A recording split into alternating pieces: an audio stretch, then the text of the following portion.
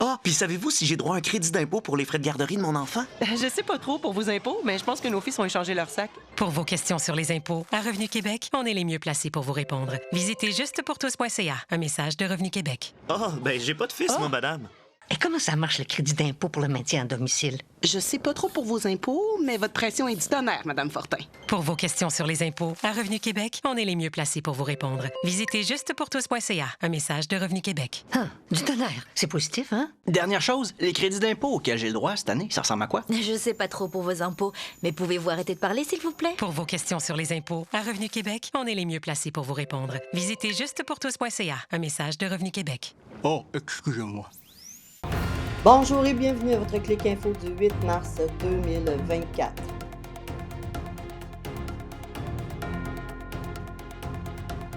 Au sommaire cette semaine, le ministre des Affaires municipales était à Saint-Basile pour faire une annonce le 1er mars 2024. Le festival de la banquise a eu lieu en fin de semaine. La ministre Geneviève Guilbeault était à Saint-Raymond pour une annonce d'aide financière. Le marché public Plan Montagne a eu lieu mercredi dernier à Cap-Santé.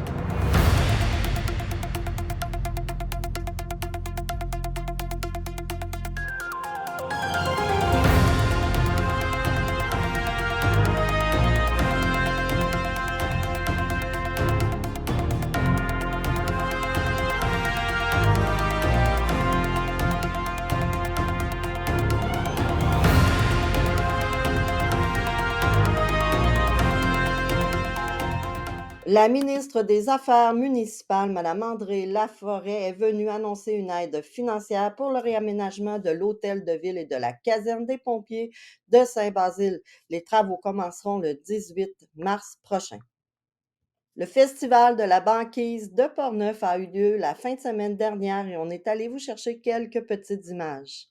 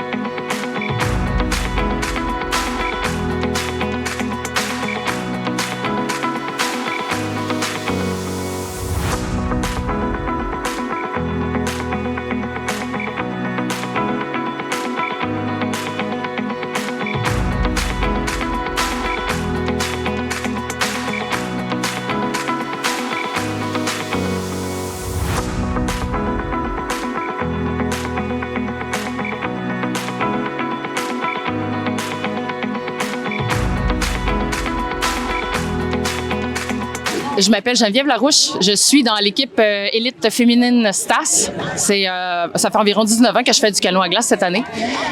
La course de Portneuf, habituellement, c'est une course très difficile avec des conditions très froides, avec vraiment beaucoup plus de glace. Aujourd'hui, c'est particulier. On a eu une expérience vraiment complètement l'inverse de ce qu'on a habituellement. Il fait très chaud dehors. Les glaces sont très friables. Hein. Tu sais, c'est des glaces qui sont pas très épaisses, qui sont un peu molles, comme on dit. Donc, c'est des conditions qui sont difficiles et à la rame et à la trotte. Donc, c'était une course qui était extrêmement exigeante côté physique. Et puis, étant donné que toutes les équipes de canot à glace sont quand même toutes très, très bons et très bonnes pour naviguer dans des conditions comme ça, on était quand même, somme toute, assez proches les unes des autres en ce qui concerne l'élite féminine. Donc, on n'avait pas vraiment droit à l'erreur. La petite erreur qu'on pouvait faire une fois de temps en temps faisait en sorte que les autres équipes prenaient facilement de la distance, mais c'est un avantage aussi quand les autres font des erreurs. Je pense qu'on a fini 3e aujourd'hui. On a un petit peu de la difficulté sur le départ là, avec d'autres équipes, puis on a fait une erreur à l'aller qui nous a coûté 2-3 positions. On était même rendu dernière, je pense, à un certain moment. Puis on a opté pour la stratégie de remonter à Pointe-à-Peloton à la rame, puis couper directement du côté de Portneuf. Puis on a remonté toutes les équipes jusqu'à la 3e position.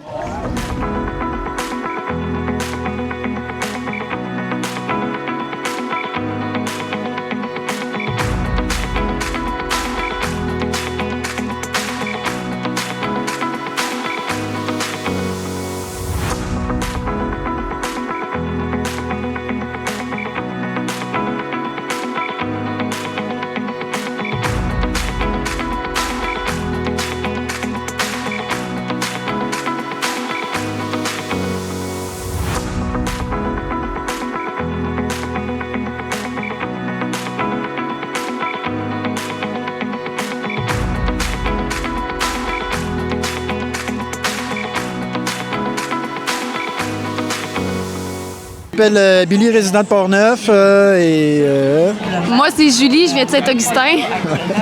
Fait que, moi, ma première course que je voyais aujourd'hui, à part quand j'étais tout petit au carnaval, quand même assez impressionnant, là, divertissant aussi. Les amis de ma copine qui étaient dans un des canots, oui, en effet. Ouais, on est venu ça vu qu'on habite pas loin, fait que on a dit que c'est une belle journée pour aller voir ça. Allez-vous prendre l'expérience l'année prochaine? Sûrement, oui. Si on est capable, c'est sûr. Ouais. C'était parfait, mais c'était vraiment impressionnant de les voir là, sur la glace. On est fatigués pour eux. Ouais.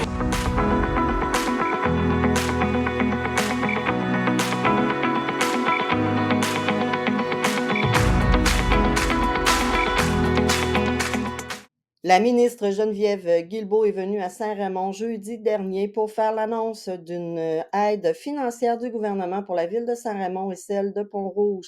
La ministre, Mme Geneviève Guilbeault, a annoncé un montant de 10,7 millions de dollars pour l'entretien du réseau routier municipal. Le premier marché public Plan Montagne a eu lieu à Cap-Santé la semaine dernière et nous avons des images pour vous. Bonjour, je suis Véronique Desmarais, directrice de la section du développement de la destination durable chez Destination Québec Cité. On est ici aujourd'hui à la Maison des générations de Cap-Santé pour le premier grand rassemblement du Plan Montagne. Qu'est-ce que le Plan Montagne? C'est une initiative du ministère du Tourisme que Destination Québec Cité a décidé de convertir en communauté entrepreneuriale. Donc, ça prend forme notamment à des webinaires, des grands rassemblements comme aujourd'hui en présentiel. C'est aussi un concours entrepreneurial. Mais pourquoi, me direz-vous? Assurément, eh bien, c'est pour aider à diversifier l'offre touristique montagne et plein air dans la couronne verte de Québec. Pourquoi? Pour répondre à certains enjeux, on le sait, par exemple, il y a les changements climatiques, pour ne nommer que cet enjeu-ci, qui fait en sorte qu'on doit assurer une pérennité de l'industrie touristique de montagne et plein air. Et c'est le but de tourisme, du Plan Montagne, pardon, de pouvoir diversifier l'offre touristique 4 saisons pour assurer la pérennité, de favoriser les chaînes d'approvisionnement locales aussi au sein de l'industrie, de favoriser la mise en place de pratiques responsables et durables, mais surtout, et la raison d'être justement quand on parle de communauté, c'est de pouvoir se rassembler pour faire ça ensemble, créer de l'entrepreneuriat collectif, c'est-à-dire créer des lieux où on peut échanger, discuter, former, s'outiller ensemble, réseauter pour s'assurer de créer des projets qui seraient porteurs, mettre en place des initiatives structurantes sur le territoire, notamment dans la MRC de Port-Neuf, Jacques-Cartier, la Côte-de-Beaupré, mais pas seulement ça, il y a aussi l'île d'Orléans, Wendake, et même la région de Québec dans son ensemble va être sollicitée. Parce que ce qu'on veut, c'est pouvoir justement rassembler les entrepreneurs des MRC de la couronne verte, mais aussi de bénéficier de tout l'écosystème d'accompagnateurs qui peut les aider à trouver des solutions innovantes aussi à ces différents enjeux ou problématiques-là, ou saisir des opportunités aussi pour faire autrement.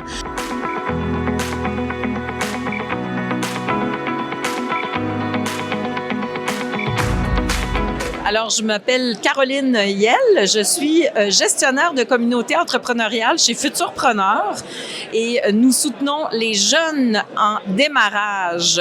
Et mes impressions jusqu'à maintenant, aujourd'hui, ce sont des échanges très riches en informations et aussi en réseautage pour des partenariats potentiels pour justement le tourisme durable dans la région. Et on déborde un peu là, de la capitale nationale. Alors ça, je trouve ça intéressant. Les panels sont très vifs d'esprit. Les invités nous partagent un petit peu plus que juste leur travail. Alors, on rentre un peu dans le sujet là, plus profondément. Donc, je suis très impressionnée par l'organisation du premier rassemblement de Montagne Nature. Vendredi, le 1er mars, a eu lieu l'inauguration de la salle informatique dans la ville de Port-Neuf. C'est grâce à une subvention de programme fédéral Nouveaux Horizons que la ville a pu faire l'acquisition de matériel informatique et de mobilier ergonomique. Des ordinateurs portables, des tablettes vont permettre aux usagers de se familiariser avec ces outils informatiques. La ville a également créé avec des partenaires et des bénévoles des formations générales et ciblées. Ce projet vise essentiellement à briser l'isolement et à vous redonner confiance ainsi qu'une plus grande autonomie en informatique. Maintenant pour vous, les actualités de la semaine. Le gouvernement Legault vient de lancer une nouvelle consultation publique sur la mobilité dans les régions de la Capitale-Nationale et Chaudière-Appalaches. Cette consultation va viser à obtenir une vue d'ensemble des besoins et des préoccupations de la population en matière de mobilité dans ces deux régions. Les résultats qui seront obtenus vont permettre d'alimenter la réflexion du gouvernement sur les pistes de solutions à privilégier pour l'amélioration de la mobilité dans chacune des deux régions et entre elles. Les personnes intéressées pourront accéder au questionnaire à compter de maintenant sur le site web de Consultation Québec, consultation publique sur la mobilité dans les régions de la Capitale-Nationale et de la Chaudière-Appalaches. Le 6 mars dernier, les services d'urgence ont été interpellés pour divers incendies qui sont survenus dans le secteur de Donnacona, causant des dommages à des poubelles, un abri d'auto, une voiture et une résidence. Les occupants de la résidence ont été évacués et il n'y a aucun blessé. Tous les incendies sont maîtrisés, mais ils sont considérés comme criminels. Les techniciens en scène d'incendie iront sur les lieux afin de faire l'expertise de certaines scènes. Le poste de commandement de la Sûreté du Québec va être présent à Donnacona, dans le secteur Saint-Joseph et de l'Église pour des fins de l'enquête. Ils seront disponibles pour les citoyens qui peut-être ont vu quelque chose. Alors, toute personne qui détient des renseignements, vous êtes invité à communiquer avec le Centre d'information criminelle au numéro inscrit à l'écran. La Sûreté du Québec, le service de police de la Ville de Québec, le service de la Ville de Lévis et le service de police du Saguenay nous dressent un bilan positif des opérations menées dans le cadre de la stratégie Centaure. Cette opération concertée a permis de procéder à plus de 30 arrestations, une quarantaine de perquisitions, la saisie d'armes à feu, de chargeurs à haute capacité, de stupéfiants et ainsi que de multiples éléments de preuve en lien avec les événements. Le mois de mars est le mois de la fraude, sous le thème 20 ans de lutte contre la fraude d'hier à aujourd'hui. Donc, en ce mois choisi pour vous informer, je tiens à vous souligner de ne jamais oublier votre vigilance en toutes choses et surtout n'agissez pas en mode peur, panique ou émotion. Prenez le temps de dire 1, 2, 3, comme je dis toujours à mes élèves, et après, posez-vous la question, est-ce que je dois faire quelque chose? Il est toujours mieux de rappeler notre institution bancaire et si vous doutez, appelez le Centre antifraude. Ne donnez jamais votre NIP à personne. Selon le CAF, le Québec se situe au premier rang au Canada en 2003 en ce qui a trait au nombre de fraudes d'identité et ce pour une 3e année consécutive. C'est le type de fraude le plus fréquent en 2023. La fraude a occasionné plus de 54 millions de dollars en pertes financières au Québec en 2023. On estime que seulement 5 à 10% des victimes de fraude font un signalement. N'ayez pas peur, signalez-le. Les stratagèmes frauduleux évoluent sans cesse et de nouvelles façons d'escroquer la population voit le jour. Chaque jour, signaler, c'est agir. Je vous mets le numéro de téléphone du Centre antifraude du Canada. La semaine du 12 mars prochain, ce sont des salons de l'emploi qui arrivent dans les écoles secondaires de la MRC de Portneuf. Alors, vous avez l'école secondaire Louis-Jobin, c'est le 12 mars, l'école secondaire de Saint-Marc le 13 mars et l'école secondaire de Donnacona, c'est le 15 mars. Allez à la rencontre d'opportunités pour vous les jeunes. La Régie régionale de gestion des matières résiduelles de Portneuf nous annonce le retour de la collecte du bac brun chaque semaine dès la mi-avril. 4 équipes d'Alcoa Aluminerie de Deschambault ont participé au défi corporatif du Pentathlon des Neiges. Cette course à relais qui combine le vélo, la raquette, le patin, le ski de fond et la course à pied. Ce défi s'est déroulé sur les plaines d'Abraham dans la ville de Québec.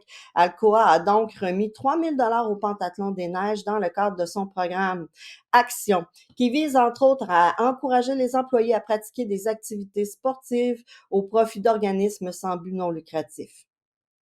Le Cerf-Volant, le Centre d'entraide et de ressources familiales de Portneuf, invite les parents à participer à son atelier d'information Parlons d'amour et de sexualité avec nos enfants. Cet atelier est offert par une stagiaire en sexologie. Cette rencontre vise à développer des connaissances chez les parents afin qu'ils soient à l'aise avec l'éducation de la sexualité pour leurs enfants. Cet atelier aura lieu le mardi 19 mars de 9h à 11h dans les locaux du Cerf-Volant au 189 rue du Pont à Pont-Rouge. Vous entrez par l'entrée 4. Il est offert par Sophie Vaillancourt, stagiaire en sexologie. L'inscription est requise soit par téléphone ou par courriel. C'est gratuit pour les membres et ça va vous coûter 5 $ pour avoir votre carte de membre familiale pour l'année et ainsi pouvoir participer à toutes les activités du Cerf-Volant de Portneuf. Vous avez aussi la conférence publique gratuite sur les pratiques parentales positives pour les 0-12 ans. Le Cerf-Volant présente gratuitement une deuxième conférence gratuite publique aux parents qui souhaitent s'informer sur les pratiques parentales positives. Cette conférence est en visioconférence sous le thème « Les pratiques parentales positives pour aider votre enfant à développer de bonnes relations avec les autres » et elle aura lieu le mercredi 27 mars de 19h30 à 21h. Les parents pourront apprendre à utiliser les pratiques parentales positives afin d'amener leurs enfants à acquérir des valeurs et des habiletés sociales importantes. Vous êtes intéressé, communiquez avec eux, pour vous inscrire. N'oubliez pas les dirigeants, les directeurs ou directrices d'entreprise jeudi prochain, le 14 mars prochain. D'ailleurs, c'est la journée Rendez-vous RH Portneuf. C'est une belle occasion d'aller réseauter et d'écouter les conférences qui sont innovantes. Rivière-à-Pierre, le Salon du printemps revient cette année à Rivière-à-Pierre le 23 mars prochain de 10h à 16h à la salle communautaire 830 rue principale. Vous êtes invités à aller rencontrer les entreprises locales. C'est le temps d'acheter vos billets pour le festival Vintage de Donnacona pour sa première édition en 2024. Rendez-vous sur leur site. Cap Santé annonce à nouveau un spectacle d'humour à la salle Albert Fortier le 19 avril à 20h. Le spectacle d'humour 3 blagues en 60 minutes sera avec vous. Alors, Rosalie Lacroix, Samuel Flynn, Elisabeth Grondin, les billets sont en vente sur lepointdevente.com au coût de 20 $. Saint-Léonard festif, si ça vous intéresse de vous impliquer activement dans l'organisation du Festival du lin. La première réunion va se tenir le 12 mars prochain à 19h dans la salle du conseil de la municipalité de Saint-Léonard. Prenez note que le retour du Festival du lin se tiendra du 20 au 22 septembre 2024. Saint-Léonard recherche des artistes pour animer le 21 août un moment de soirée et poésie. Lors du retour du Festival du lin, ils sont à la recherche d'artistes locaux. Montrez votre intérêt. Je vous donne le courriel pour communiquer avec eux ou sinon, vous pouvez le faire en message privé sur Messenger. La fête des neiges aura lieu à Saint-Léonard, pareil, le samedi 9 mars. Malgré le peu de neige de 10h à 16h, sous le préau et au terrain de balle, il y aura de l'animation pour les jeunes, des jeux gonflables, des activités de création. Le club de motoneige de Saint-Raymond annonce la fermeture totale des sentiers. La saison 2023-2024 est terminée. Elle n'a pas été pleine de neige pour les motoneigistes, mais j'espère que vous avez pu en profiter quand même un peu.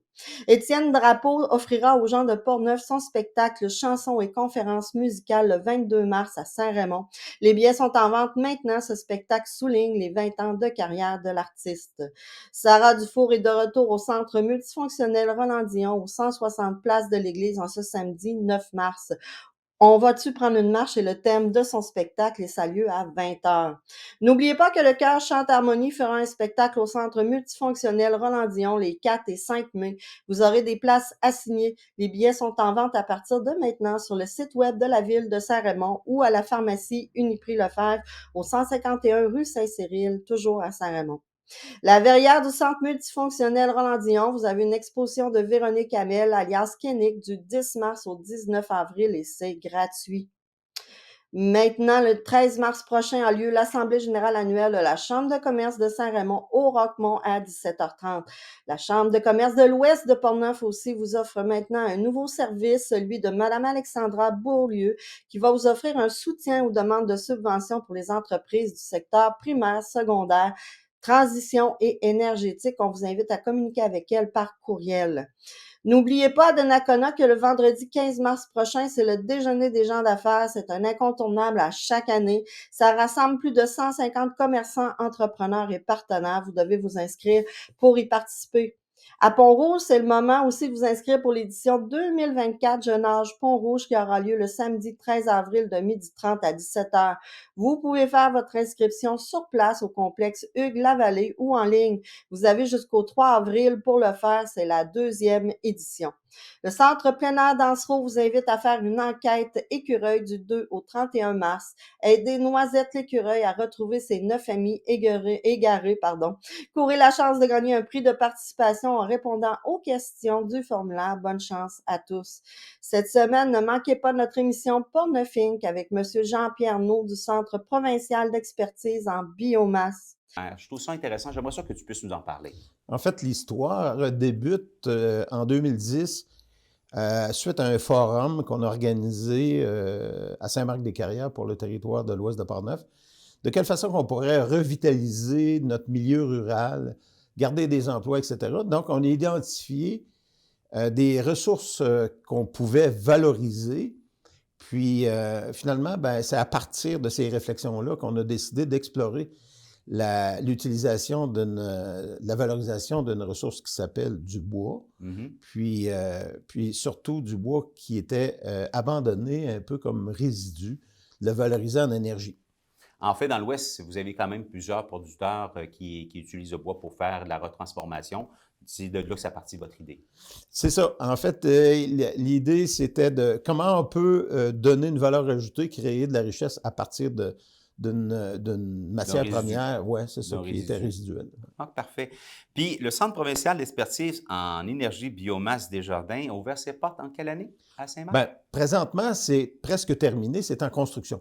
OK. On va terminer, je dirais, au début de l'année 2024, on va terminer avec projection d'inauguration au mois de mars. OK. Mais par contre, quand vous avez commencé votre construction, ça a commencé quand? Ça a commencé il y a 3 ans. Il y a 3 ans, OK. Ouais. On a commencé dans la pire période, la période COVID, etc., puis difficulté des chaînes d'approvisionnement, puis pour les équipements. C'est gymnastique, là. Oui, c'est ça. Ça revient à la question que je voulais vous poser tantôt, puis on a parlé dans ce que vous avez décidé de vous installer dans l'Ouest.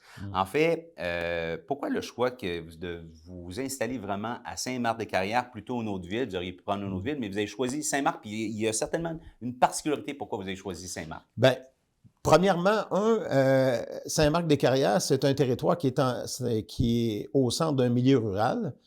Il y a énormément de résidus et d'usines qui produisent à Saint-Marc-des-Carrières, autour, Saint-Casimir, qui produisent des résidus de bois. Donc, on s'est aperçu qu'il y avait un important tonnage là, qui valait la peine d'explorer comment on pourrait le valoriser, le détourner, apprendre à le détourner et à le valoriser en énergie. Puis on a proposé aux 7 municipalités de l'Ouest à l'époque, êtes-vous intéressés à ce qu'on regarde pour chauffer vos bâtiments institutionnels à partir de biomasse locale résiduelle? Saint-Gilbert ont levé la main, 294 habitants. À l'époque, on a installé, on s'est fait les dents un peu avec ce projet-là. Okay. Donc, on a installé Saint-Gilbert il y a déjà 9 ans. OK. Ouais. Déjà 9 ans qui est en fonction, donc ça vous donne quand même une certaine référence. C'est ça, exactement. Donc, et là, eux, ils chauffent quoi avec la biomasse? C'est quoi qu'ils chauffent à Saint-Gilbert? Ils chauffent leur église, le presbytère et l'hôtel de ville. OK. Donc, les 3 bâtiments étaient chauffés par du mazout. OK. Donc, on a enlevé le produit fossile pour prendre un produit qui est quand même remplaçable au niveau de la biomasse. C'est ça. Donc, on a installé un système qui, lui, alimente en énergie les 3 bâtiments. Donc, on est passé de quand même 28 000, 30 000 litres de mazout à 18-20 camions par année de biomasse locale, résiduelle. Okay. C'est quand même intéressant. Oui, beaucoup. Votre système utilise des copeaux qui sont issus de palettes, de matériaux de construction ou des matériaux de démolition ou des produits forestiers. En fait, c'est un mélange qui peut être utilisé comme ça peut être juste des résidus de forestiers que vous allez utiliser. C'est bien ça? C'est ça. En fait, l'idée, c'est toujours de favoriser l'utilisation de biomasse qui est locale, résiduelle pour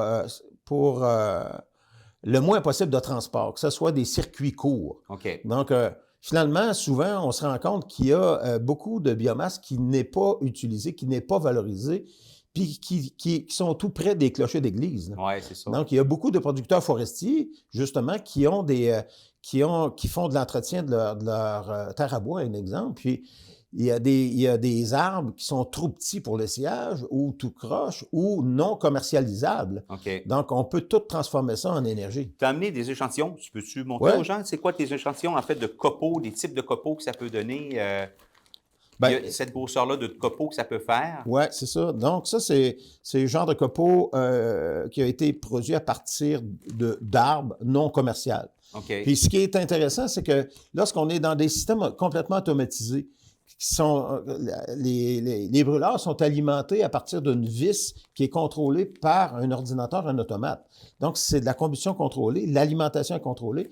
Donc, finalement, on peut utiliser toutes les essences qui n'ont aucune valeur. OK. OK, au niveau commercial. Que ce soit du résineux, que ce soit un bois dur, tout est possible. Tout est possible. OK. Okay? Donc, toutes les essences de bois, sans exception. OK. Donc, ce qui peut être surprenant, c'est que lorsqu'on pose la question aux gens, quelle est l'essence de bois qui donne le plus de valeur à la tonne? Oui. Donc, là, il y a de la confusion un peu parce que les gens disent toujours, ben, OK, ça doit être de l'érable ou peu importe. Mais finalement, l'essence de bois qui donne le plus d'énergie à la tonne, c'est du mélèze. Ouais, OK. OK. Le deuxième, c'est de l'épinette. Le troisième, c'est du sapin. Puis là, un petit peu plus bas, un petit peu. Samedi, le 9 mars, une soirée souper est organisée par le Centre Femmes de Portneuf pour vous, les dames, à la Maison des Générations de Cap-Santé. Réservez votre place. J'y serai et je ferai une mini-conférence sur mon récit de vie. Ça me fera plaisir de vous y accueillir. Dans la nuit du 9 au 10 mars, c'est le temps d'avancer l'heure au Québec. Alors, n'oubliez surtout pas, c'est en fin de semaine qu'on avance l'heure. Merci beaucoup tout le monde d'avoir été là encore cette semaine. Alors, Catherine a fait relâche cette semaine parce que c'est la relâche pour ses deux enfants. Donc, bonjour Catherine, j'espère qu'on va se revoir la semaine prochaine. Alors voilà, c'est tout pour nous. Envoyez-nous toujours vos activités, les choses que vous voulez qu'on parle. C'est gratuit, ça va nous faire plaisir d'en parler. Vous pouvez le faire soit par téléphone ou par courriel. Toujours mieux par courriel parce que vous mettez tous les détails. Ensuite, je vous invite à participer à notre grande campagne d'adhésion. Ça va bon train.